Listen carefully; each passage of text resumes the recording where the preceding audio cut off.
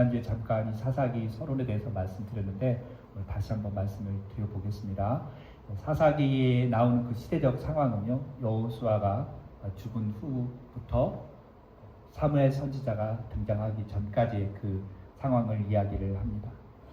이 사사 시대에서 보면은 영적으로 가장 암울했던 시대 그런 상황들을 또 보여준다고 그럽니다. 그래서 이 사사 시대가 오늘날에 나타나는 그 현상들 있잖아요. 지난주에도 말씀드렸지만 정치적인 것, 그리고 사회적인 문제들, 그 종교적인 문제들, 또 문화적인 문제들, 인권의 문제들이 오늘날에 나타났던 것들이 이때 당시에도 나타난다고 말씀을 드렸습니다. 그런데 우리가 이 사사기를 읽을 때에요, 이스라엘의 그 사사들, 그 이스라엘을 구원한 사람들의 이야기만 집중적으로 관심을 갖고 거기에만 몰두하면 사사기가 전하려고 하는 그 총체적인 그 메시지를 다 얻지 못하고 절반만 얻는다라는 거예요. 이 사사기는 크게 세 부분으로 나누어졌다라고 제가 말씀을 드렸습니다. 첫 번째 부분은 1장에서 3장 6절까지. 흔히 말하는 이 부분을 프롤로그라고 합니다. 그러니까 이스라엘 그 민족이 이방 민족과 전쟁하는 이야기, 그리고 오늘 본문에 나와 있는 축복된 결혼 이야기, 그리고 나중에 다 오겠지만 종교적인 어떤 타락 이야기가 이 프롤로그에 나옵니다. 그리고 본론은 3장 7절부터 16장까지인데 여기는 12사사 이야기가 나옵니다. 그리고 마지막 부분 에필로그라고 할 수 있는 그 부분은 이게 17장부터 21장까지. 여기에는 어떤 내용이냐?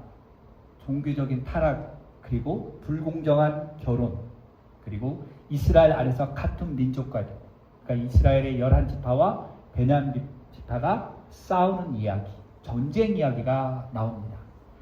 그러니까 본론의 그 사사들에 등장하는 이야기를 빼고 프롤로그와 에필로그 그 이야기들을 매칭시켜 보면 그 주제가 반복되는 것을 알 수가 있어요. 그래서 떨어져 있는 것이 아니라 서로 밀접한 관계가 있다는 거죠. 그러니까 서론 부분에서는 이방 민족과의 전쟁, 그리고 축복된 결혼, 그리고 종교의 타락.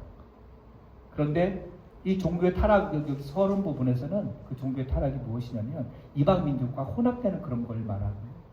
그리고 에필로그에서는 역시 또 불공정한 결혼 이야기, 그리고 자기 민족끼리 싸운 전쟁 이야기, 그리고 레위인이 율법대로 종교를 하나님 섬기는 것이 아니라 개인에게 하여돼서 그렇게 종교의 타락된 이야기를 보여주는 것이 이 에필로그.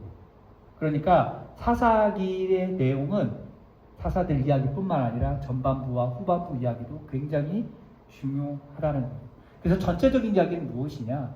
이스라엘이 영적으로 타락한 배경은 하나님을 떠났기 때문에, 왕 같은 하나님을 떠났기 때문에, 사사와 같은 하나님을 떠났기 때문에 그렇게 이런 상황들이 종교적으로 또 모든 윤리적으로 모든 이것들이 일어났다라는 거예요. 자, 그러면 오늘 본문은 어떻게 시작되고 있습니까? 우리가 읽었지만 갈렙의 딸 악사와 온니엘이 결혼한 이야기로 시작이 되고 있고요. 그 뒷부분은 유다 지파와 시몬 지파가 함께 전쟁하는 이야기, 그리고 베냐민 지파 이야기가 이렇게 나오는데 요거에 대해서 우리가 살펴보도록 하겠습니다. 먼저 11절하고 15절의 그 온니엘과 악사의 결혼 이야기를 먼저 한번 살펴보겠습니다. 그 전에 사사기를 읽을 때 우리가 조금 놓치지 말아야 할 게 뭐냐? 이 사사기는 시간을 순서적으로 이렇게 진행된 게 아니에요. 그러니까 사사기의 역사를 보면은 순서대로 진행되지 않고 이렇게 약간 뒤죽박죽 되어 있는 그런 느낌을 받으실 거예요. 그래서 오해하지 않고 읽으셔야 되는 거예요. 왜냐하면 단적인 예가 오늘 본문 말씀입니다. 자, 이 본문 말씀 사사기 1장 11절에서 15절 온니엘과 악사의 이야기는 어디에 나옵니까? 여호수아 성경에 그대로 나와요. 여호수아 15장 13절 그 부분에서 보면 그 여호수아 15장 13절 19절 말씀을 쭉 보면은 거기에 특별히 이제 후반절에 보면은 갈렙이 오늘 본문 이야기한 걸 그대로 이야기를 하죠. 그렇죠? 비교해 보시면 똑같은 사건이네 라고 알 수가 있어요.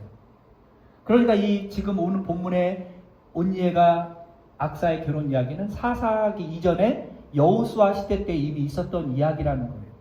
그러면 우리가 지난주에 봤지만 사사기 1장 1절은 어떻게 시작했죠? 여호수아가 죽은 후에 이렇게 시작되고 있죠. 그러니까 1장 1절에는 여호수아가 죽었다라고 이야기를 하고 그 다음에 오늘 본문 말씀 온니엘과 악사가 결혼 이야기가 나와요. 그러면 우리가 단순히 읽을 때 온니엘과 악사의 결혼은 여호수아가 죽은 다음에 이루어졌나라고 착각할 수 있지만 오해할 수 있지만 그것이 아니라는 거예요. 여호수아서 15장 말씀을 근거로 하면 온니엘과 악사의 결혼은 여호수아가 생존했을 때 일이 있었다는 걸 알 수가 있어요. 그러니까 이 시작점이 사사기는 순서대로 된 것이 아니고 약간 메시지를 전하고자 하는 어떤 주제별로 이것이 이야기가 구성되어 있다는 것을 알 수가 있습니다. 그리고 나중에 보겠지만 온니엘이 이스라엘의 첫 번째 사사로 등장하잖아요. 3장 7절 이후에. 그러니까 온니엘이라는 사람은 출애굽을 할 때에 1세대가 아니라 2세대라는 걸 알 수가 있는 거예요. 그러니까 여호수아가 나중에 이제 죽고 나서 후에 이제 온니엘이 사사가 되는 이야기를 알 수가 있는 거예요. 그러니까 사사기 읽을 때 시대적으로 정제되는 건 아니다라는 걸 염두에 두면서 이제 오늘 본문을 한번 들어가 보도록 하겠습니다. 오늘 첫 번째 등장하는 사람이 누구냐면 갈렙입니다. 갈렙이 누군지 아십니까, 여러분? 사사기 이 부분만 읽으면 잘 몰라요. 근데 여호수아를 우리가 읽어야 되죠. 그리고 민수기를 읽어봐야 알 수가 있어요. 자, 갈렙은 모세가 약속의 땅을 정탐하기 위해서 12명의 사람들을 뽑아서 젖과 꿀을 그 가나안 땅을 정탐하려고 보냈던 유다 지파의 대표였습니다. 그렇죠? 그래서 여호수아와 더불어서 약속의 땅을 보고 와서 믿음으로 보고를 했죠. 그래서 40살이 됐을 때 모세가 갈렙에게 약속을 해요. 갈렙, 네가 받는 모든 땅 그리고 헤브론 산지를 너에게 줄 것이다. 그렇게 약속을 받고 45년이 지나고 85세가 됐을 때 이제 이 갈렙이 여호수아에게 또 이야기를 하는 거예요. 그날에 모세가 나에게 말했던 이 산지를 나에게 주십시오. 그런 고백을 해요. 그래서 모세가 약속했던 그 땅을 45년 만에 이 갈렙이 받게 되는 거예요. 그런 사람, 즉 믿음의 사람이었다는 거예요. 출애굽 1세대들은 다 죽었고 오직 여호수아와 갈렙만 2세대가 이 약속의 땅에 들어가는 것을 우리가 압니다. 이런 사람이었어요. 믿음의 사람. 그런데 오늘 성경이 뭐라고 시작하냐면 이 갈렙이 기랍 세배를 쳐서 그것을 점령하는 자에게 내 딸을 아내로 주겠다라고 약속을 하죠. 그런데 오늘 보니까 그 갈렙의 조카 온니엘이 이제 기랍 세배를 가서 점령을 하고 악사를 아내로 맞이하는 이야기가 오늘 본문 이야기입니다. 자, 그러면 여기에서 우리가 현대적인 시각으로 이 본문을 이해하면 이해가 되지 않습니다. 왜냐하면 자기가 사랑하는 딸을 심하게 말하면 전쟁에서 승리한 사람에게 어떤 포상 또는 메달처럼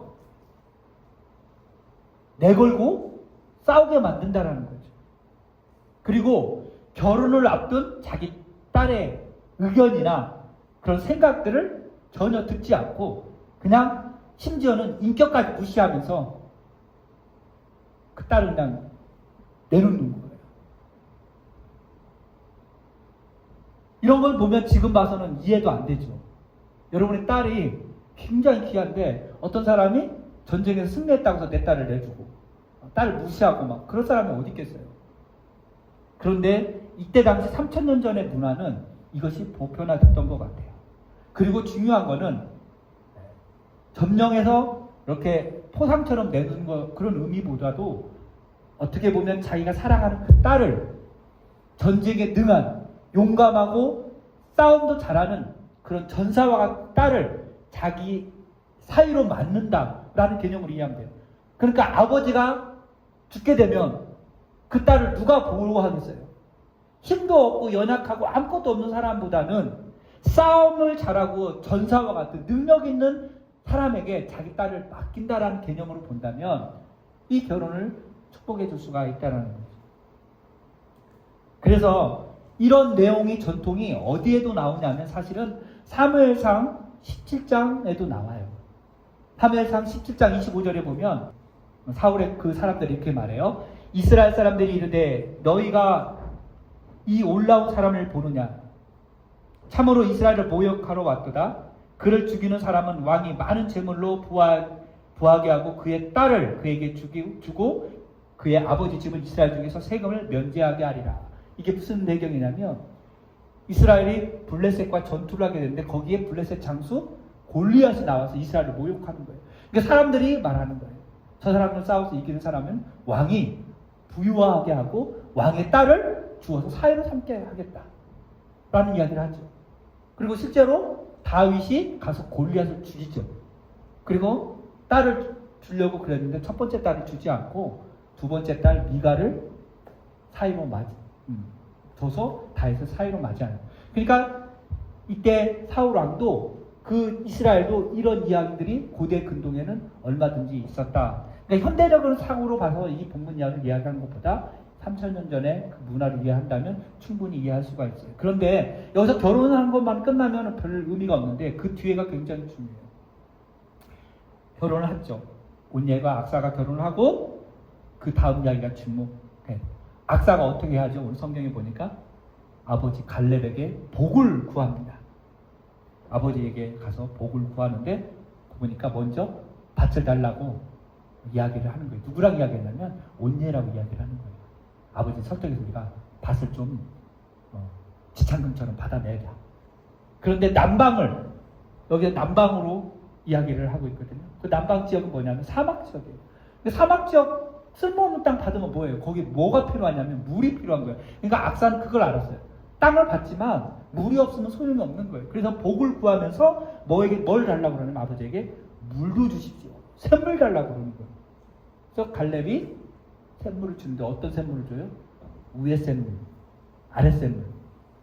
그러니까 만족하게끔 샘물을 허락하는 거예요. 이것은 무슨 얘기를 하냐면 당당하게 내가 시집을 갈까? 아버지 나에게 좀 주세요. 아버지는 그냥 너 가서 살아. 너에게 줄 재산 없어. 이게 아니라 축복해 주면서 샘물을 윗샘물 아래까지 주었다라는 거예요. 그러니까 당당한 악사의 딸의 모습과 또 결혼을 축복하는 아버지의 모습, 이것을 우리가 볼 수 있다는 거예요. 하나님은 우리에게 어떤 분이십니까? 우리가 하나님을 아버지라고 부르잖아요. 우리가 아버지로 부를 수 있는 이유는 뭐예요? 우리가 예수 그리스도를 믿었기 때문에. 예수 그리스도를 믿음으로 말미암아 우리가 하나님의 자녀가 되었어요. 그러니까 하나님의 자녀가 되었다면 우리는 하나님 앞에서 당당할 수 있는 거예요. 그러니까 당당하게 하나님 앞에 우리의 필요를 요청할 수가 있는 거예요. 구할 수 있는 거예요. 그래서 우리가 하나님 앞에 하나님 이것 좀 해주세요. 이것 좀 필요합니다라고 할 때 하나님은 하나만 주신 것이 아니라 2개, 3개까지도 허락하시는 분이라는 거예요. 단적인 예로 이런 예가 어디에 나오느냐? 열왕기상 3장 9절에서 13절 말씀에 나와요. 솔로몬이 왕이 되었습니다. 그 솔로몬이 하나님 앞에 기도하면서 하나님 이 많은 백성을 내가 다스려야 되고 그들을 재판할 때 하나님 내가 그들에게 듣는 마음을 나에게 좀 주십시오. 이렇게 하나님께 기도했더니 하나님께서 네가 부도 구하지 않고 명예도 구하지 않고 오직 이 지혜를 구하는데 내가 지혜뿐만 아니라 부와 명예 모든 것을 너에게 주겠다. 너와 같은 임금이 나오지 않을 것이다. 라고 하면서 하나님이 지혜뿐만 아니라 더 하나님께서 채워주셨다라는 거죠. 뭐 이런 예를 좀 들으면 좀 그럴 수도 있지만 여러분의 자녀가 학교에서 돌아왔어요. 막 돌아와서 엄마, 아빠 좀 배고파요. 먹을 거 좀 주세요. 그러면 어떤 부모는 먹을 걸 주는데 떡도 주고 떡만 주냐? 야 목마르지. 물도 마셔. 야 물만 마시면 뭐 하겠냐? 과일도 주고. 야 과일만 먹으면 뭐 하겠냐? 네가 좋아하는 사탕도 주고. 먹을 거 달라고 하나만 줘도 되는데 부모 입장에서는 더 주고 싶은 거예요. 막 챙겨준다는 거죠.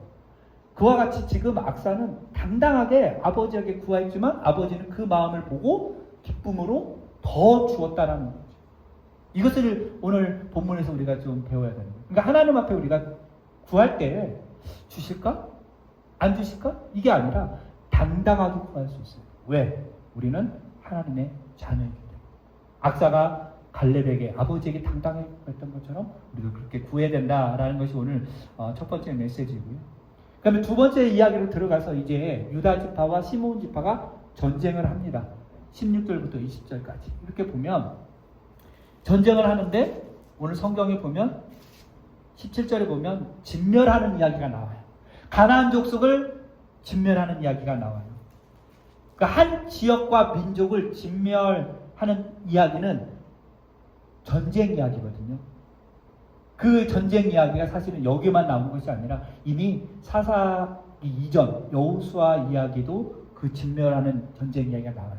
이거를 히브리어로 헬렘 또는 헬렘 그렇거든요. 이건 뭐냐면 한 지역을 온전히 하나님께 드리는 전쟁이에요.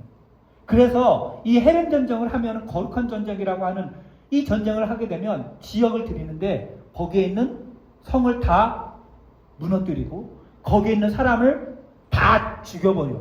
어른뿐만 아니라 아이들까지. 잔인하죠?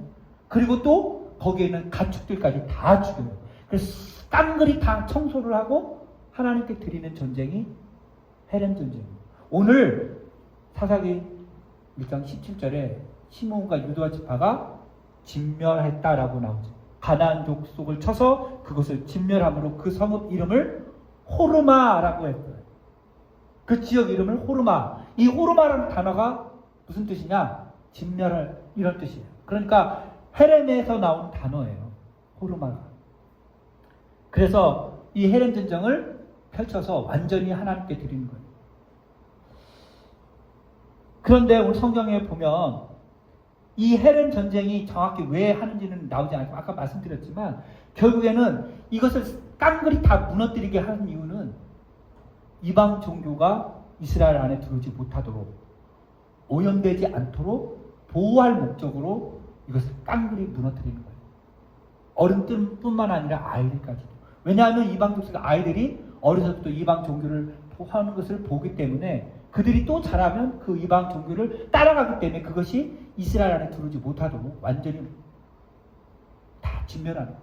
재물도 마찬가지예요. 재물도 살려놓으면 거기에 대한 욕심이 생기기 때문에 그것마저도 다 완전히 초토화시키는 것이 헬렘 전쟁인데 오늘 여기 가나안 족속을 헬렘 전쟁을 해서 이야기하는데 스밧이라고 하는 것을 이름을 바꿔서 호르마라고 했는데 이 18절 가서는 그것이 아니에요. 이 18절에 보면 가사와 아스글론 그리고 에그론 이것은 점령했다라고 표현하지 않고 점령했다라고만 표현해요. 진멸하지 않았다. 진멸과 점령은 달라요. 진멸은 한마디로 완전히 파괴시키는 거고요. 점령은 영어 성경에 보면은 테이크라는 단어 써요. 투크했다. 테이크했다. 이 말은 뭐냐? 진멸은 아까 말했던 다 완전히 제거하는 거지만 점령은 땅은 차지하지만 거기에 있는 사람들, 집들 이런 것들은 재산들은 어느 정도 남겨두었다는 의미가 된다는 거예요. 그러니까 하나님께서 이방 민족을 다 진멸하라고 말씀하셨는데 스밧이라고 하는 곳은 진멸했지만 여기 이 세 도시는 그냥 차지한 거예요. 그러니까 이 말씀이 뭐냐면 유다가 하나님의 말씀을 어느 정도는 순종했지만 어느 정도는 불순종한 모습. 다 헬렘 전쟁을 하지 않았다라는 거예요. 그러니까 완전히 순종하지 않은 모습을 보여주는 거예요. 그런데 19절에 보니까 하나님이 이런 말씀을 하세요. 하나님이 유다와 함께 하셨다. 그래서 유다와 함께 해서 산지 주민들은 쫓아낸 거예요. 그런데 골짜기 주민은 철병가가 있으므로 쫓아내지 못했다라고 이야기를 해요. 완전히 대조적이죠. 하나님이 함께 하셨는데 산지 주민은 쫓았고 철병거가 있어서 그들은 쫓아내지 못했다. 이것을 또 잘못 이해하면 하나님이 철병거가 무서워서 그들은 못 쫓아냈나? 이렇게 이야기하시면 안 돼요. 하나님은 유다와 함께 하셨습니다. 그래서 산지 주민을 쫓아냈어요. 여전히 하나님이 함께 하셨는데 철병거를 쫓아내지 못한 것은 하나님께 문제가 있는 게 아니라 누구에게 문제가 있는 거냐면 유다 지파에게 문제가 있는 거예요. 그러니까 하나님이 함께 했다는 믿음이 확신할 때는 다 문제를 해결했는데 막상 현실에 돌아와서 눈에 보이는 철병거가 너무 강력하게 보이니까 하나님이 갑자기 안 보이는 거예요. 그러나 여전히 하나님은 유다와 함께 하셨어요. 근데 유다 민족에게서는 하나님을 영적으로 보지 못하고 눈에 보이는 그 현실 철병거가 두려워서 쫓아내지 못했다라는 거예요. 이런 상황이 우리들에게도 있다라는 거죠. 우리가 여기서 예배하고 하나님을 찬양하고 기도합니다. 말씀을 봅니다. 그러면 우리의 마음이 뜨거워서 세상에 나가서 무엇이나 할 수 있을 것 같아요. 영적으로. 그래서 은혜 받고 기도하고 찬양하고 교회 안에서 예배당 안에서 은혜 받고 딱 나가는데 막상 현실은 눈에 보이는 것은 어려움입니다. 경제적인 어려움, 육체적인 어려움, 인간관계의 어려움들이 이렇게 있어서 현실에 딱 부딪히니까 거기서 또 낙심하고 패배하는 거예요.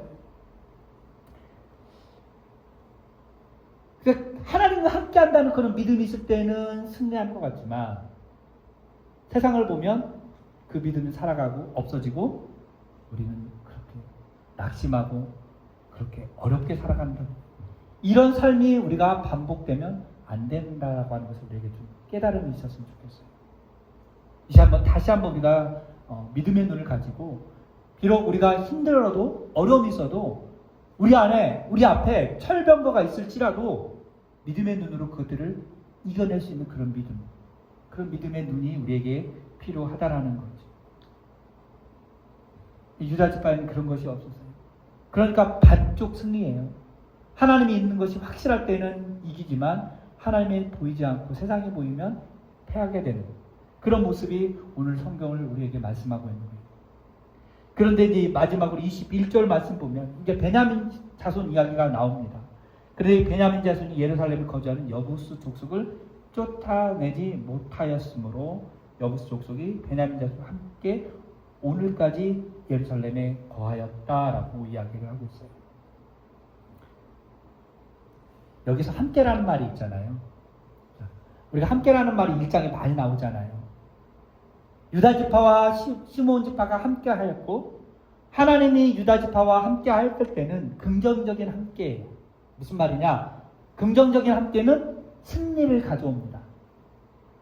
그런데 여기에서 21장에서 말하는 이 부정적인 함께, 이 베냐민이 이 여부스 쪽과 함께 할 때에는 쉽게 말하면 승리가 아니라 실패의 함께라는 거예요. 패배의 함께라는 것을 의미하는 거예요. 그런데 우리가 성경을 읽어보면서 왜 하나님은 가나안 땅에 오래전부터 살고 있었던 사람들을 다 쫓아내고 진멸하라고 하실까? 분명히 야곱과 그 12아들 모두가 70여 명이 애국으로 내려가서 약 400년을 살았어요. 약속의 땅에는 이스라엘 민족이 살지 않았어요. 약 400년 동안. 누가 살았어요? 가나안 민족들이 그냥 살고 있었어요. 400년 동안. 근데 조용히 살고 있었는데 갑자기 어느 날 이스라엘 민족들이 와가지고 막 진멸한다는 거죠. 하나님이 이방 민족을 싫어해가지고 다 진멸하라고 그랬을까요? 그래서 하나님은 오직 이스라엘 민족만, 선택받은 민족만 사랑하시는 분일까요? 편애하시는 분일까?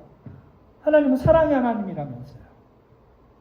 우리가 이런 의문을 가지고 이렇게 질문을 가지고 성경을 읽을 수 있죠.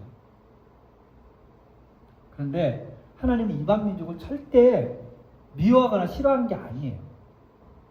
이방 민족도 사랑하고 단지 이방 민족들이 섬기는 그 우상 종교 그런 거를 싫어했던 거지.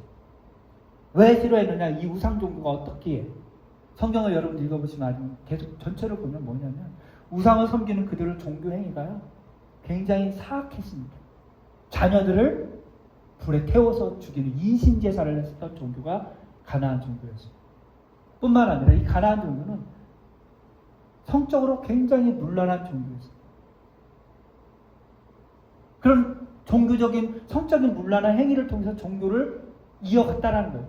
그러니까 하나님 보시기에 그렇게 사악한 종교를 남겨둘 수가 없는 거예요. 그런 종교를 섬기는 그 이방 민족을 하나님이 멸하라고 했던 거예요. 그러니까 이런 자극적인 종교, 잘못된 종교가 인신제사를 드리는 종교가 이스라엘 민족 안에 들어오면 혼합 종교가 되기 때문에 하나님이 이방 민족을 다 멸하라고 했던 거예요. 그러니까 이방 민족을 절대 싫어한 것이 아니라는 거예요. 그것을 어떻게 알 수 있느냐? 여러분 16절을 보시면요, 이렇게 나와 있어요. 모세의 장인은 된 사람이라 그의 자손이 유다 자손과 함께, 그렇죠? 종려나무 성읍에서 올라가서 아란 남방의 유다 황무지에 이르러 그 백성 중에 거하였다. 자, 모세의 장인 된 사람이라고 했어요. 모세의 장인 이름은 여기에 나오지 않지만 우리가 흔히 말하는 이드로라고 부릅니다. 이 사람은 이스라엘 민족이 아닙니다. 즉 이방 민족이었어요. 광야에서 살았던. 모세가 출애굽하기 전에, 출애굽 민족 시키기 전에 왕자를 있을 때 사람을 죽이고 광야로 도망갔잖아요. 그때 광야에서 만난 게 이 겐 사람, 겐 족속이었어요. 그러니까 이 겐 사람은 이스라엘 민족이 아닙니다. 그런데 이 사람들이 유다와 여기에 보니까 함께 하였다라는 거죠. 그러니까 유다 자손 안에 포함이 된 거예요. 그러니까 이방 민족이 이스라엘 안에 들어온 거죠. 그래서 하나님이 이 겐 사람 민족을 사랑한 거예요. 왜? 이방 민족이었지만 이들이 하나님을 섬기었기 때문에. 이런 단적인 예가 어디에 나오냐면 여리고성에서도 나오죠. 이스라엘 민족들이 여리고성 들어갈 때 스파이를 보내잖아요. 그때 누가 도와주죠? 라합이 도와줍니다. 그리고 나랑 약속하자. 너희들이 이 여리고성을 취할 때 우리 가족, 나와 우리 가족을 좀 선대해달라고 이야기를 해요. 그래서 이스라엘 백성들이 가나서 그 유다 여리고성을 점령하고 나서 기생 라합과 그 가족을 이스라엘 민족 안으로 들여보내주고 회중 안에 받아줍니다. 그래서 우리가 잘 아는 대로 라합은 이방 여자였지만 다윗의 조상이 되었고 예수님의 조상이 되었잖아요. 그러니까 하나님은 이방 민족이라고 해서 싫어하는 게 아니라는 거죠. 단지 이방 민족이 섬기는 그 우상 종교가 사악했기 때문에, 그렇기 때문에 이렇게 이방 민족의 그 모든 것들을 다 진멸하라고 말씀하십니다. 그런데 오늘 베냐민 지파가요, 어떻게 해요? 여부스 전쟁과 헤렘 전쟁을 하지 않아요. 전쟁하지 않고 그냥 함께 거하는 거예요. 그러니까 이 쫓아내지 않음으로, 못함으로 인해서 나중에 어떻게 되느냐, 이것이 하나님께 책망을 받는 이야기, 그것이 이스라엘에게 영적으로 굉장히 치명타를 준 이야기가 이제 사사기 이야기라는 거예요. 말씀을 정리하겠습니다. 악사가 결혼하면서 아버지께 당당하게 복을 구했습니다. 아버지는 그 당당의 요구에 대해서 거절하지 않고 축복해 주었어요. 우리도 하나님의 자녀가 되어서 당당하게 하나님 앞에 구할 수 있기를 바라요. 그래서 하나님이 우리에게 큰 은혜를 주실 줄로 믿습니다. 뿐만 아니라 우리가 살아가면서 하나님이 함께 하심을 믿을 때에 끝까지 믿어야 되는 거예요. 좋은 날만 믿는 것이 아니라 힘들고 어려울 때, 현실적인 문제 앞에서도 믿음의 눈으로 하나님을 끝까지 바라볼 때에 우리가 승리하는 삶을 살 수 있는 거예요. 성결한 삶을 살 수가 있는 거예요. 그래서 세상과 혼합되어지고 타협되는 그런 삶을 산다면 성결하지 못하다는 거죠. 그래서 이제는 우리가 믿음으로 한번 결단하고 하나님 앞에 당당히 구하고 하나님의 복을 받고 믿음으로 끝까지 승리하는 삶을 사는 저와 여러분이 될 수 있기를 축복합니다. 기도하겠습니다.